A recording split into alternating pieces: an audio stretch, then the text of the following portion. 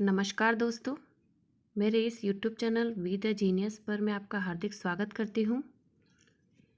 पिछले वीडियो में भारत का विदेशी व्यापार पार्ट फर्स्ट था। इस वीडियो में इसका पार्ट 2 है। तो चलिए वीडियो को शुरू करते हैं।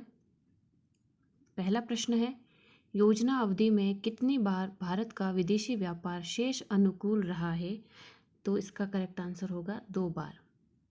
अगला प्रश्न, भारतीय निर्यात को प्रोत्साहित करने के लिए इंडिया ब्रांड इक्विटी ब्रांड किस मंत्रालय द्वारा स्थापित किया गया?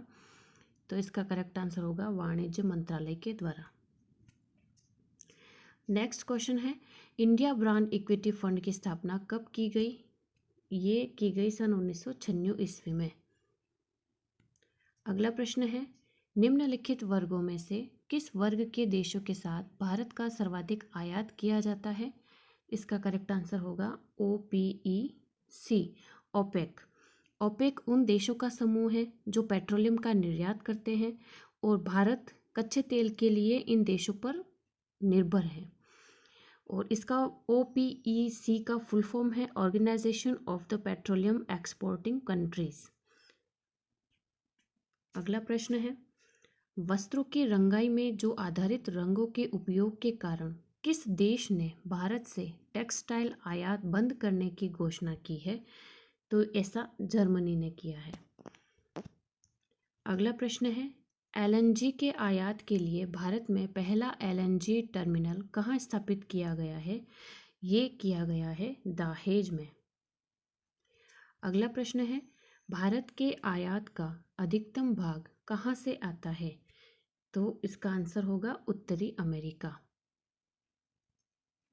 अगला प्रश्न है, भारत द्वारा सबसे अधिक विदेशी मुद्रा किस पदार्थ के आयात पर व्यय की जाती है?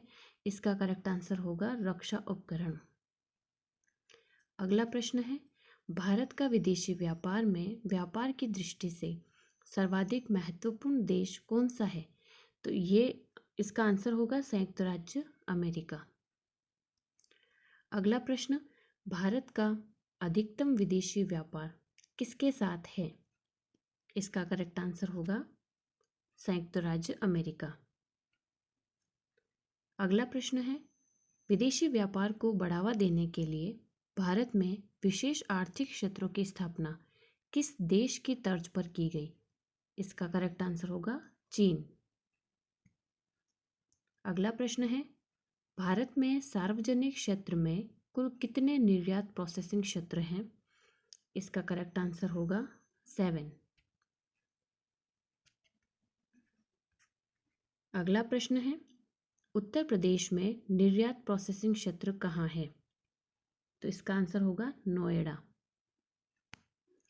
अगला प्रश्न, निम्न में से किस एक जगह मुक्त व्यापार क्षेत्र नहीं है?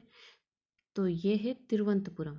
तिरुवनंतपुरम में मुक्त व्यापार क्षेत्र नहीं है। अगला प्रश्न है, मूल्यानुसार भारत का निर्यात विश्व के कुल निर्यात व्यापार का कितना % है? इसका आंसर होगा 1%। अगला प्रश्न है, भारत को अधिकतम विदेशी विनिमय किस मद से प्राप्त होता है? इसका करेक्ट आंसर होगा रत्न व आभूषण। अगला प्रश्न है, हाल में निम्नलिखित में से किस में सर्वाधिक तीव्र वृद्धि हुई है? तो इसका आंसर होगा कंप्यूटर सॉफ्टवेयर। अगला प्रश्न है, भारत में सर्वाधिक मूल्य के रत्न एवं आभूषणों का निर्यात किस देश को होता है? इसका करेक्ट आंसर होगा संयुक्त राज्य अमेरिका।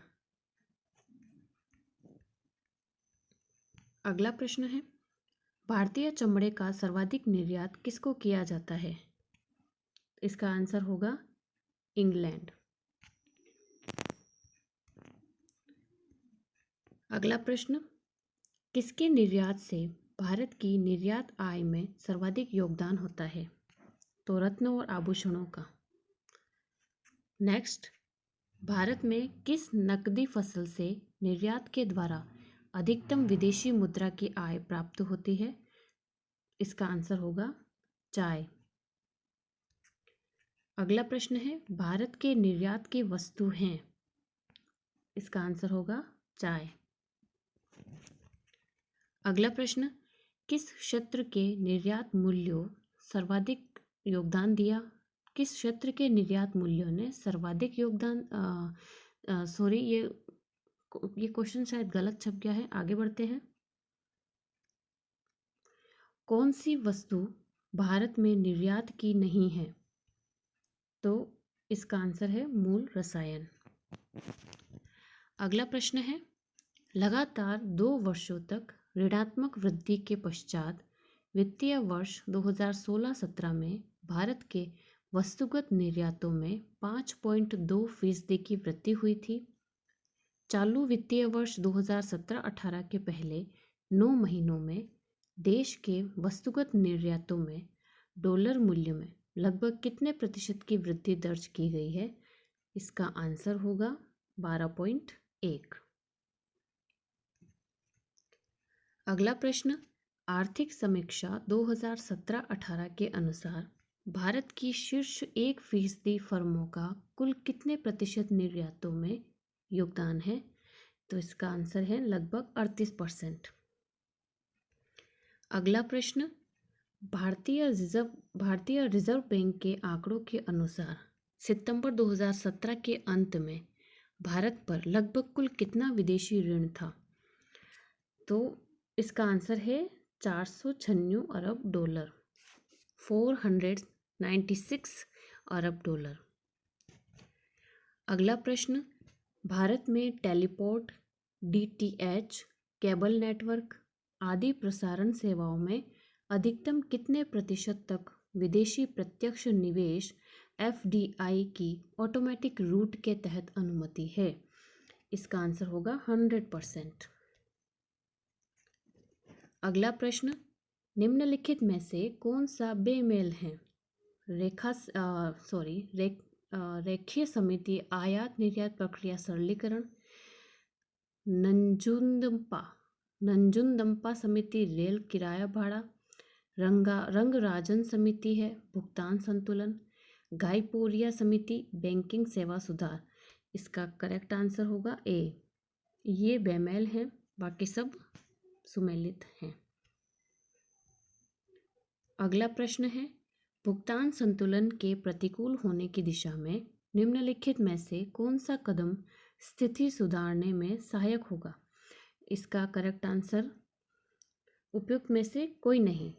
इसमें ऑप्शन दे रखे हैं अधिमूल्यन, अवमूल्यन, विमुद्रीकरण। इन तीनों में से कोई भी नहीं। भुगतान संतुलन के प्रतिकूल होने की दिशा में कौन सा कदम स्थिति सुधार के लिए सहायक होगा? तो इनमें से कोई भी नहीं। इसका करेक्ट आंसर डी होगा। अगला प्रश्न है, वाणिज्य मंत्रालय के अद्यतन आंकड़ों के अनुसार 2016-17 में भारत के कुल वस्तुगत निर्यात कितने रहे हैं? इसका करेक्ट आंसर है 275 अरब डॉलर। अगला प्रश्न, निम्नलिखित में से कौन सा देश 2016-17 में भारत का सबसे बड़ा व्यापारिक भागीदार है? इसका करेक्ट आंसर होगा चीन। अगला प्रश्न है, मुक्त व्यापार से क्या तात्पर्य है? इसका आंसर होगा आयात एवं निर्यात पर कोई प्रतिबंध नहीं होता है। मुक्त व्यापार से तात्पर्य है आयात और निर्यात पर कोई भी प्रतिबंध नहीं होना। अगला प्रश्न है, दक्षिण विनियोग व्यापार तथा तकनीकी आंकड़ा विनिमय केंद्र सिटडेक निम्नलिखित में से किसकी योजना है? तो इसका आंसर होगा G15। अगला प्रश्न है, देश की आयात निर्यात नीति के अंतर्गत आयातित वस्तुओं पर मात्रात्मक नियंत्रण को कब से समाप्त किया गया है? इसका आंसर होगा 1 अप्रैल 2001। अगला प्रश्न है, निजी क्षेत्र में देश का प्रथम निर्यात प्रोसेसिंग क्षेत्र कहाँ स्थापित किया गया है? इसका करेक्ट आंसर होगा सूरत।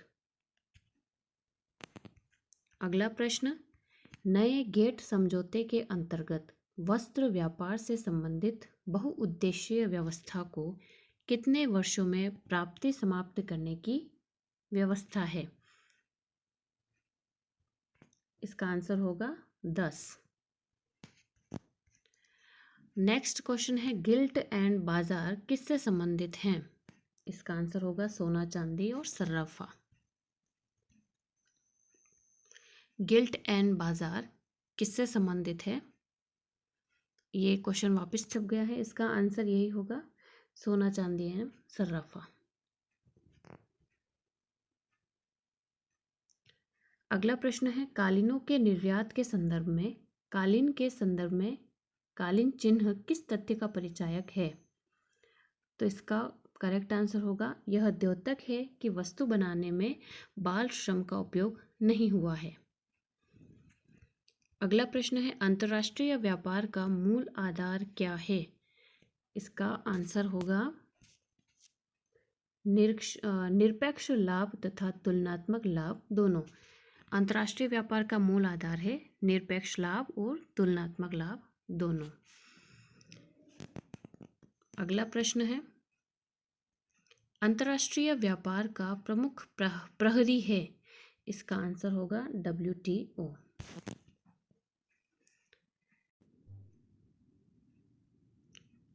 तो ये थे दोस्तों भारत के विदेशी व्यापार से संबंधित महत्वपूर्ण प्रश्न। यदि मेरा वीडियो आपको पसंद आता है तो मेरे इस चैनल को सब्सक्राइब ज़रूर करें, बेल आइकन प्रेस करें ताकि इस चैनल से रिलेटेड सारी नोटिफिकेशन आप तक पहुंच सके। मेरे चैनल को सब्सक्राइब करना ना भूलिएगा। धन्यवाद।